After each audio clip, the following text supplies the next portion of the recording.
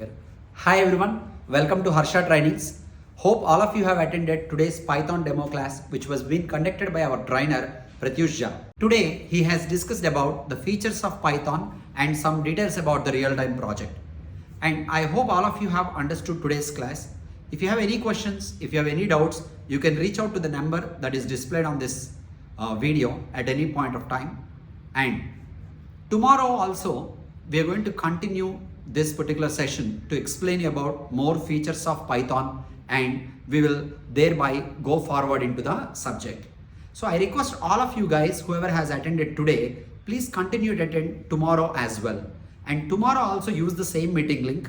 Classroom students can come down to the classroom session. And if any one of you are not able to attend today for some reason, but you want to attend from tomorrow onwards, then okay, you can come down. Today's video, we are going to share all of you. Please watch the video and come down tomorrow. So hope to see all of you attending tomorrow's session. We'll meet at the same time and use the same meeting link and come to the classroom, whoever wish to come to live session in the classroom.